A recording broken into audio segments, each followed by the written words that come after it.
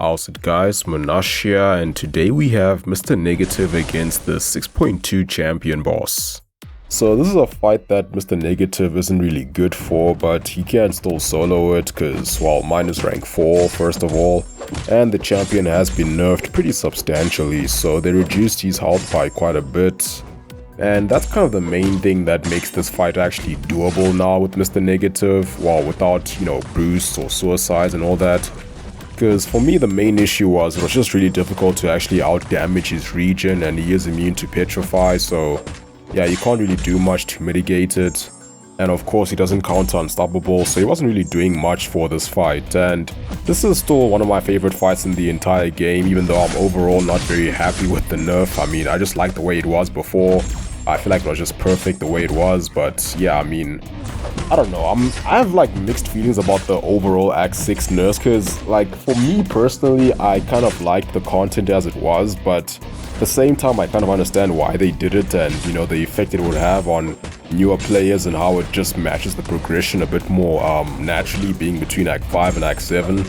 Although I haven't really looked into all the changes that much, I just know that for this fight in particular, I think the biggest thing that they made a change to is the way the indestructibles work now, because now the removal and the prowesses sort of carry over to the next fight. So you don't actually have to dex him 3 times in a row with the same champ. You can actually get knocked out, use another champ, and then just carry on dexing him and just do it 3 times in total. The other thing I noticed is that now the phases don't actually go back or revert when he does regen. So he does actually stay in whatever phase he was in last, or the latest phase. But yeah, those are all the changes that I was actually able to notice during the fight. I might have missed a few though. And despite him being significantly easier, it's still quite a tricky one to solo with Negative.